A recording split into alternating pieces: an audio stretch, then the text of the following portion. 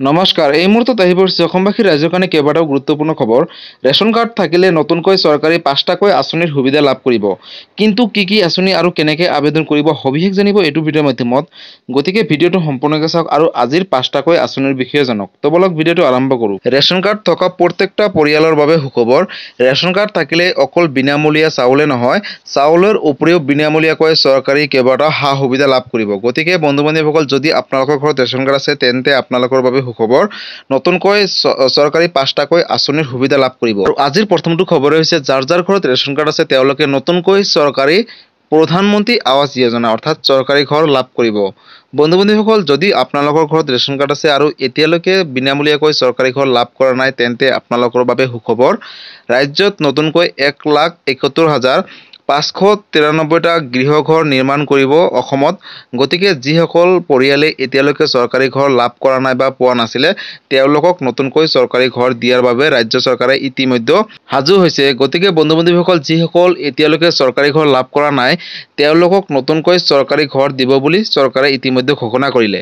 গতিকে বন্ধু বান্ধৱীসকল, আপোনালোকে যদি চৰকাৰী ঘৰ পোৱা নাই আৰু যোগ্য পৰিয়াল হয় তেন্তে আপোনালোকক দিব চৰকাৰী ঘৰ। তাৰ বাবে আপোনালোকৰ ৰেচন কাৰ্ড থকাটো বাধ্যতামূলক। যাৰ ঘৰত ৰেচন কাৰ্ড আছে তেওঁলোককহে নতুনকৈ প্ৰধানমন্ত্ৰী আৱাস যোজনা অৰ্থাৎ চৰকাৰী ঘৰৰ বাবে আবেদন কৰিব পাৰিব। কিন্তু চৰকাৰী ঘৰ আবেদন ক'ত কৰিব আৰু কেনেকৈ কৰিব? চাওক বন্ধু বান্ধৱীসকল, যদি আপোনালোকে চৰকাৰী ঘৰ নতুনকৈ আবেদন কৰিব বুলি ভাবিছে তেন্তে আপোনালোকে ওচৰ চুবুৰীয়া গাঁও পঞ্চায়তত গৈ গাঁও পঞ্চায়তৰ পৰা আপোনালোকক এখন ফৰ্ম দিব। সেই ফৰ্মখন ফিল-আপ কৰি আপোনালোকৰ যিখিনি প্ৰয়োজনীয় নথিপত্ৰ সেইখিনিত জমা দিব লাগিব লগতে। আৰু ৰেচন কাৰ্ড থকাটো বাধ্যতামূলক। তাৰ উপৰিঞ্চিও আপোনালোকে আধাৰ কাৰ্ডৰ লগত বেংক একাউণ্টত লগত লিংক কৰিব। কাৰণ চৰকাৰী ঘৰৰ যি টকা সেই টকাটো কিন্তু আপোনালোকৰ বেংক একাউণ্টৰ লগত ডিবিটিৰ মাধ্যমত প্ৰেৰণ কৰিব। আৰু তাৰ বাবে আপোনালোকে নতুনকৈ একাউণ্ট এটা খুলি ল'ব আধাৰ কাৰ্ড লিংক থকাকৈ। আৰু কি ডকুমেণ্টছ লাগিব আপোনালোকে যেতিয়া আবেদন কৰিব তাতেও কৈ দিব বা ফৰ্ম লওঁতেও কৈ দিব। তাতে গোটেইখিনি তথ্য লিখা থাকিব।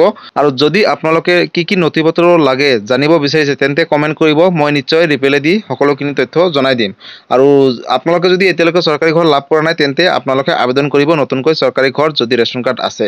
আৰু চৰকাৰী ঘৰক লৈ কিবা সুধিবলগীয়া থাকিলে আপোনালোকে মোক কমেণ্ট কৰিব, মই নিশ্চয় ৰিপ্লাই দিবলৈ চেষ্টা কৰিম। আৰু আজিৰ পৰৱৰ্তী খবৰটো হৈছে, যাৰ ঘৰত ৰেচন কাৰ্ড আছে তেওঁলোকে নতুনকৈ চৰকাৰী অৰুণোদয় আঁচনিৰ বাবে আবেদন কৰিব পাৰিব।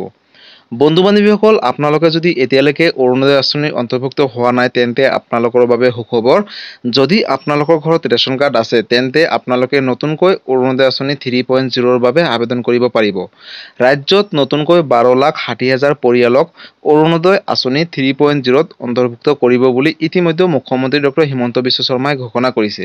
আৰু অসমৰ প্ৰতিটো সমষ্টিতে নতুনকৈ 10,000কৈ পৰিয়ালক অৰুণোদয় আঁচনি 3.0ত অন্তৰ্ভুক্ত কৰিব। অৰ্থাৎ যিসকল দুখীয়া দৰিদ্ৰ পৰিয়াল আছে আৰু যিসকলৰ ঘৰত ৰেচন কাৰ্ড আছে তেওঁলোককহে নতুনকৈ অৰুণোদয় আঁচনিত অন্তৰ্ভুক্ত কৰিব বুলি ইতিমধ্যে ঘোষণা কৰিলে। গতিকে বন্ধু বান্ধৱীসকল, যদি আপোনালোকে অৰুণোদয় আঁচনি আবেদন কৰিম বুলি ভাবিছে তেন্তে আপোনালোকে অহা 19 তাৰিখৰ পৰা নতুনকৈ অৰুণোদয় আঁচনি 3.0ৰ আবেদনৰ প্ৰক্ৰিয়াটো আৰম্ভ হ'ব। আৰু আপোনালোকৰ ঘৰত যদি ৰেচন কাৰ্ড আছে তেন্তে আপোনালোকে নতুনকৈ অৰুণোদয় আঁচনি আবেদন কৰিব পাৰিব। আৰু অৰুণোদয় আঁচনি 3.0 আবেদন কৰিবলৈ হ'লে আপোনালোকৰ ঘৰত যিকোনো এজনী মহিলা সদস্যৰ নাম নতুনকৈ অৰুণোদয় আঁচনি 3.0ৰ বাবে আবেদন কৰিব লাগিব। আৰু পুৰুষ মানুহৰ নামত অৰুণোদয় আঁচনি আবেদন নহ'ব। গতিকে আপোনালোকে মহিলা সদস্যৰ নাম আবেদন কৰিব লাগিব। আৰু অৰুণোদয় আঁচনি আবেদন কৰিবলৈ হ'লে অকল ৰেচন কাৰ্ডে নহয়, ৰেচন কাৰ্ডৰ উপৰিও আপোনালোকৰ কেইবাটাও নথিপত্ৰ লাগিব। আৰু তাৰ ভিতৰত আপোনালোকৰ আধাৰ কাৰ্ডটো জৰুৰী অৰ্থাৎ বাধ্যতামূলক। যদি আধাৰ কাৰ্ড আৰু ৰেচন কাৰ্ড এই দুয়োটা আছে তেন্তে আপোনালোকে নতুনকৈ অৰুণোদয় আঁচনি 3.0ৰ বাবে আবেদন কৰিব পাৰিব। আৰু মুখ্যমন্ত্ৰী ডক্টৰ হিমন্ত বিশ্ব শৰ্মাই ইতিমধ্যে ঘোষণা কৰিছে যে যিসকল দুখীয়া দৰিদ্ৰ পৰিয়াল অৰুণোদয় আঁচনিৰ পৰা বঞ্চিত হৈ আছিলে তেওঁলোককহে নতুনকৈ অৰুণোদয় আঁচনি 3.0ত অন্তৰ্ভুক্ত কৰিব। আৰু অৰুণোদয় আঁচনিৰ ধন প্ৰতি মাহৰ 10 তাৰিখে 1250 টকাকৈ প্ৰেৰণ কৰে। কিন্তু যিসকলে নতুনকৈ অৰুণোদয় আঁচনি 3.0 আবেদন কৰিব বা অন্তৰ্ভুক্ত কৰিব তেওঁলোকৰ যি ধন 1250 টকা অহা জানুৱাৰী মাহৰ 10 তাৰিখে ডিবিটিৰ মাধ্যমত বেংক একাউণ্টত প্ৰেৰণ কৰিব বুলি ইতিমধ্যে মুখ্যমন্ত্ৰী ডক্টৰ হিমন্ত বিশ্ব শৰ্মাই ঘোষণা কৰিলে। গতিকে বন্ধু-বান্ধৱীসকল, যদি আপোনালোকে এতিয়ালৈকে অৰুণোদয় আঁচনিত অন্তৰ্ভুক্ত হোৱা নাছিলে, তেন্তে আপোনালোকে অহা 19 ছেপ্টেম্বৰ তাৰিখৰ পৰা নতুনকৈ অৰুণোদয় আঁচনি 3.0 আবেদনৰ প্ৰক্ৰিয়াটো আৰম্ভ কৰিব ৰাজ্য চৰকাৰে। আৰু আপোনালোকৰ যদি ৰেচন কাৰ্ড, আধাৰ কাৰ্ড আছে, তেন্তে আপোনালোকে নতুনকৈ অৰুণোদয় আঁচনি 3.0 আবেদন কৰিব। আৰু তাৰ উপৰিও কেইবাটাও নথিপত্ৰ লাগিব। ইতিমধ্যে মই ভিডিঅ' এটা বনাই থৈছোঁ, আপোনালোকে চাই ল'ব। আৰু যদি জানিব বিচাৰিছে তেন্তে কমেণ্ট কৰিব, মই নিশ্চয় ৰিপ্লাই দিবলৈ চেষ্টা কৰিম। আৰু আজিৰ পৰৱৰ্তী খবৰটো হৈছে, যাৰ যাৰ ঘৰত ৰেচন কাৰ্ড আছে তেওঁলোকে নতুনকৈ চৰকাৰী স্বচ্ছ ভাৰত মিছন অৰ্থাৎ চৰকাৰী টয়লেটৰ বাবে আবেদন কৰিব পাৰিব। বন্ধু-বান্ধৱীসকল, আপোনালোকৰ ঘৰত যদি ৰেচন কাৰ্ড আছে আৰু আপোনালোকে যদি চৰকাৰী টয়লেট লাভ কৰা নাই, তেন্তে আপোনালোকৰ বাবে সুখবৰ। কাৰণ ইতিমধ্যে চৰকাৰী টয়লেটৰ বাবে আবেদনৰ প্ৰক্ৰিয়াটো আৰম্ভ হৈ আছে। গতিকে আপোনালোকে যদি চৰকাৰী টয়লেট এতিয়ালৈকে লাভ কৰা নাই বা আবেদন কৰিম বুলি ভাবিছে, তেন্তে আপোনালোকে নতুনকৈ আবেদন কৰিব পাৰিব। আৰু আপোনালোকে যদি চৰকাৰী টয়লেট নতুনকৈ আবেদন কৰিব বিচাৰিছে, তেন্তে আপোনালোকৰ ওচৰ চুবুৰীয়া CHC চেণ্টাৰত গৈ পোনপ্ৰথমতে আবেদন কৰিব। আৰু তাৰ পৰা আপোনালোকে এখন ফৰ্ম দিব। আৰু সেই ফৰ্মখন আপোনালোকে যদি নিজৰ গাঁও পঞ্চায়তত গৈ জমা দিয়ে নিজৰ নথিপত্ৰসমূহৰ সৈতে, তেন্তে আপোনালোকে কিন্তু লাভ কৰিব 18,000কৈ টকা। অৰ্থাৎ 18,000কৈ টকা দিব আপোনালোকক দুটা কিস্তিৰ জৰিয়তে, অৰ্থাৎ দুটা ইনষ্টলমেণ্টত দিব। আৰু প্ৰথম কিস্তিত 9,000 আৰু দ্বিতীয় কিস্তিত 9,000, অৰ্থাৎ দুটা কিস্তিত 18,000কৈ দিব। গতিকে বন্ধু-বান্ধৱীসকল, যদি আপোনালোকে চৰকাৰী টয়লেট লাভ কৰা নাই বা আবেদন কৰা নাছিলে, তেন্তে আপোনালোকৰ বাবে সুখবৰ। আপোনালোকে নতুনকৈ চৰকাৰী টয়লেটৰ বাবে আবেদন কৰিব পাৰিব। আৰু বন্ধু-বান্ধৱীসকল, অকল ৰেচন কাৰ্ড থাকিলে চৰকাৰী টয়লেট নতুনকৈ আবেদন কৰিব নোৱাৰিব। তাৰ উপৰিও কেইবাটাও গুৰুত্বপূৰ্ণ নথিপত্ৰ আছে, সেইখিনি আপোনালোকৰ থাকিব লাগিব। আৰু মেইনকৈ আপোনালোকৰ বেংক একাউণ্টৰ লগত আধাৰ কাৰ্ডটো লিংক ৰাখিব। কাৰণ চৰকাৰী টয়লেটৰ যি 18,000কৈ টকা আপোনালোকক ডাইৰেক্ট ডিবিটিৰ মাধ্যমত পোনপ্ৰথমতে 9,000 দিব আৰু দ্বিতীয়টো ইনষ্টলমেণ্টত 9,000 দিব। গতিকে আপোনালোকে তাৰ বাবে নিজৰ বেংক একাউণ্টৰ লগত আধাৰ কাৰ্ডটো লিংক ৰাখিব। যেতিয়া আবেদন কৰিব তাৰ আগতে আপোনালোকৰ নিজৰ নথিপত্ৰসমূহ ঠিক কৰিহে আপোনালোকে নতুনকৈ আবেদন কৰিব। গতিকে বন্ধু-বান্ধৱীসকল, যদি আপোনালোকৰ ঘৰত ৰেচন কাৰ্ড আছে, তেন্তে আপোনালোকে নতুনকৈ চৰকাৰী টয়লেটৰ সুবিধাও লাভ কৰিব। আৰু যিখিনি চৰকাৰী সা-সুবিধা আপোনালোকে ৰেচন কাৰ্ড থাকিলে সকলোখিনিয়ে লাভ কৰক। কাৰণ চৰকাৰে দিছে বিনামূলীয়াকৈ দুখীয়া আৰু দৰিদ্ৰ পৰিয়ালৰ বাবে। গতিকে আপোনালোকে যদি লাভ কৰা নাছিলে, এইসমূহ আঁচনিৰ পৰা বঞ্চিত আছিলে, তেন্তে আপোনালোকে এতিয়া গম পালে আপোনালোকে নিশ্চয় আবেদন কৰি এইসমূহ আঁচনিৰ সুবিধাসমূহ লাভ কৰিব পাৰিব। আৰু যদি চৰকাৰী টয়লেটক লৈ কিবা সুধিবলগীয়া আছে, আপোনালোকে মোক কমেণ্ট কৰিব, মই নিশ্চয় ৰিপ্লাই দিবলৈ চেষ্টা কৰিম। আৰু আজিৰ 4 নম্বৰ আঁচনিটো হৈছে, যাৰ যাৰ ঘৰত ৰেচন কাৰ্ড আছে তেওঁলোকে নতুনকৈ চৰকাৰী উজ্জ্বলা যোজনা গেছৰ বাবে আবেদন কৰিব পাৰিব। অৰ্থাৎ প্ৰধানমন্ত্ৰী উজ্জ্বলা গেছ যোজনা যদি আপোনালোকে এতিয়ালৈকে আবেদন কৰা নাছিলে, তেন্তে আপোনালোকৰ বাবে সুখবৰ। যদি আপোনালোকৰ ঘৰত ৰেচন কাৰ্ড আছে, তেন্তে আপোনালোকে চৰকাৰী নতুনকৈ গেছ চিলিণ্ডাৰৰ বাবে আবেদন কৰিব পাৰিব। যদি আপোনালোকে নতুনকৈ HP হওক, ইণ্ডোনে হওক বা ভাৰত গেছে হওক আবেদন কৰিম বুলি ভাবিছে, তেন্তে আপোনালোকৰ বাবে সুখবৰ। ইতিমধ্যে চৰকাৰী গেছৰ আবেদনৰ প্ৰক্ৰিয়াটো চলি আছে। গতিকে আপোনালোকে যদি নতুনকৈ চৰকাৰী উজ্জ্বলা যোজনাৰ অধীনত গেছ চিলিণ্ডাৰ লাভ কৰিম বুলি ভাবিছে, তেন্তে আপোনালোকৰ বাবে সুখবৰ। যদি আপোনালোকৰ ঘৰত ৰেচন কাৰ্ড আছে, তেন্তে আপোনালোকে নতুনকৈ চৰকাৰী গেছ চিলিণ্ডাৰ লাভ কৰিব পাৰিব। আৰু বজাৰতকৈ অতি কম মূল্যত আপোনালোকে গেছ চিলিণ্ডাৰ ক্ৰয় কৰিব পাৰিব।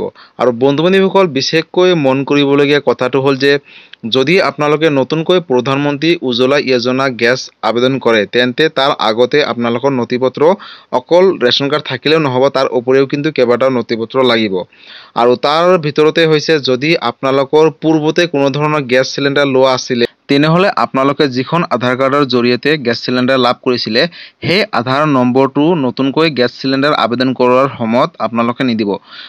বেলেগ আধাৰ কাৰ্ড নম্বৰ দিব। কাৰণ একেটা আধাৰ কাৰ্ডত যদি আপোনালোকে দুখনকৈ চিলিণ্ডাৰ আবেদন কৰে, অৰ্থাৎ লাভ কৰিম বুলি ভাবিছে, তেনে ক্ষেত্ৰত চৰকাৰে নিদিব। কাৰণ চৰকাৰে যেতিয়া আপোনালোকে আবেদন কৰিলেও কিন্তু আপোনালোকৰ ফৰ্মটো হয়তো ৰিজেক্ট হ'ব। কাৰণ চৰকাৰে ইতিমধ্যে ঘোষণা কৰিছে যে এখন আধাৰ কাৰ্ডত এখনকৈ গেছহে লাভ কৰিব। গতিকে গেছ সিলিণ্ডাৰ আপোনালোকে যদি পোৱা নাই তেন্তে আপোনালোকে নতুনকৈ আধাৰ নম্বৰ দিব আৰু ৰেচন কাৰ্ড থকাটো বাধ্যতামূলক। তাৰ উপৰিও কেইবাটাও নথিপত্ৰ লাগিব আৰু আবেদন কৰাৰ সময়ত আপোনালোকে গোটেইখিনি তথ্য য'ত গেছ সিলিণ্ডাৰ ডিষ্ট্ৰিবিউটৰ আছে তাতে গৈ সুধিব আৰু আপোনালোকক সবিশেষ জনাই দিব। আৰু গেছ সিলিণ্ডাৰ আবেদন কৰিবলৈ হ'লে আপোনালোকে গেছ সিলিণ্ডাৰ এজেন্সিত গৈ আবেদন কৰিব লাগিব। আৰু আজিৰ 5 নম্বৰ আঁচনিটো হৈছে যাৰ যাৰ ঘৰত ৰেচন কাৰ্ড আছে তেওঁলোকে যদি এতিয়ালৈকে PM কিষাণ যোজনাৰ অন্তৰ্ভুক্ত হোৱা নাই তেওঁলোকৰ বাবে সুখবৰ।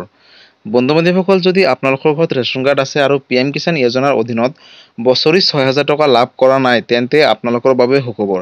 ইতিমধ্যে PM কিষাণ যোজনাৰ বাবে আবেদনৰ কামসমূহ চলি আছে। আপোনালোকে অনলাইনৰ মাধ্যমত নতুনকৈ PM কিষাণ যোজনাৰ বাবে আবেদন কৰিব পাৰিব। আৰু আবেদন কৰিবলৈ হ'লে নতুনকৈ CHC চেণ্টাৰত অৰ্থাৎ নতুনকৈ যদি আপোনালোকে PM কিষাণ আবেদন কৰিবলৈ হয় তেন্তে আপোনালোকে ওচৰ চুবুৰীয়া CHC চেণ্টাৰত গৈ নতুনকৈ PM কিষাণ সন্মান নিধি যোজনাৰ বাবে আবেদন কৰিব পাৰিব। আৰু PM কিষাণ যোজনা হৈছে এনেকুৱা এটা আঁচনি, এই আঁচনিৰ জৰিয়তে কৃষকসকলক প্ৰতি বছৰে 6,000 টকাকৈ 3টা ইনষ্টলমেণ্টৰ যোগেদি পোনপটীয়াকৈ DBTৰ মাধ্যমত প্ৰেৰণ কৰে কেন্দ্ৰীয় চৰকাৰে। গতিকে বন্ধু-বান্ধৱীসকল, যিসকল কৃষক হয় তেওঁলোকৰ বাবে খুবেই ভাল খবৰ। আৰু যদি আপোনালোকে এতিয়ালৈকে ৰেচন কাৰ্ড থকাৰ পিছতো হয়তো বহুতো পৰিয়ালে এতিয়ালৈকে PM কিষাণ যোজনাৰ ধনসমূহ নাপায় বা আবেদন কৰা নাছিলে, যদি আপোনালোকে আবেদন কৰা নাছিলে তেন্তে আপোনালোকে অতি শীঘ্ৰেই আবেদন কৰক আৰু PM কিষাণ সন্মান নিধি যোজনাৰ যি প্ৰাপ্ত ধন হয় আপোনালোকে লাভ কৰক। আৰু এই আঁচনিটো আনিছে প্ৰধানমন্ত্ৰী নৰেন্দ্ৰ মোদী ডাঙৰীয়াই আৰু কৃষকসকলৰ বাবে আনিছিলে বিশেষকৈ। গতিকে আপোনালোকে যদি এতিয়ালৈকে PM কিষাণ যোজনা আবেদন কৰা নাছিলে তেন্তে আপোনালোকে অতি শীঘ্ৰেই আবেদন কৰক আৰু PM কিষাণ যোজনাৰ বছৰি 6,000 টকা 3টা ইনষ্টলমেণ্টৰ যোগেদি নিজৰ বেংক একাউণ্টত DBTৰ মাধ্যমত লাভ কৰক। আৰু অকল ৰেচন কাৰ্ড থাকিলেই নহ'ব, তাৰ উপৰিও কিন্তু কেইবাটাও নথিপত্ৰ লাগিব, যেনেকৈ আধাৰ কাৰ্ড লাগিব, বেংক একাউণ্ট লাগিব আৰু আধাৰ কাৰ্ডৰ লগত বেংক একাউণ্ট লিংক ৰাখিব লাগিব, মাটিৰ জমাবন্দী লাগিব আপোনালোকৰ, আৰু পেন কাৰ্ড বা ভোটাৰ ID কাৰ্ড লাগিব, আকৌ গাঁওবুঢ়া চাৰ্টিফিকেট লাগিব। এইখিনি ডকুমেণ্টছ হ'লে কিন্তু আপোনালোকে নতুনকৈ PM কিষাণ যোজনাৰ বাবে আবেদন কৰিব পাৰিব। গতিকে বন্ধু-বান্ধৱীসকল, PM কিষাণ সন্মান নিধি যোজনাক লৈ যদি কিবা সুধিবলগীয়া আছে আপোনালোকে মোক কমেণ্ট কৰিব, মই নিশ্চয় ৰিপ্লাই দিবলৈ চেষ্টা কৰিম।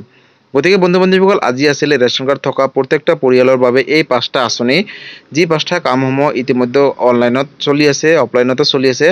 আৰু যদি আপোনালোকে এই আঁচনিসমূহৰ বিষয়ে কিবা জানিবলগীয়া আছে আপোনালোকে মোক কমেণ্ট কৰিব, মই নিশ্চয় ৰিপ্লাই দিবলৈ চেষ্টা কৰিম। গতিকে বন্ধু-বান্ধৱীসকল, আজি আছিলে এইটো এটা ইনফৰ্মেটিভ ভিডিঅ' আৰু গুৰুত্বপূৰ্ণ খবৰ। ভিডিঅ'টো চাই কেনেকুৱা পালে? যদি চেনেলটোত নতুনকৈ আহিছে চেনেলটো ছাবস্ক্ৰাইব কৰিব, লাইক কৰিব, কিবা সুধিবলগীয়া থাকিলে মোক কমেণ্ট কৰিব, মই নিশ্চয় ৰিপ্লাই দিবলৈ চেষ্টা কৰিম। আৰু সকলোৰে মাজতে শ্বেয়াৰ কৰিব, কাৰণ এই আপডেটটো সকলোৱে জনাটো উচিত বা চোৱাটো উচিত। আৰু বন্ধু-বান্ধৱীসকল, আপোনালোকে এই ভিডিঅ'টো কোন কোন জেগাৰ পৰা চাই আছে সকলোৱে কমেণ্ট কৰি জনাব। ধন্যবাদ। জয় আই অসম।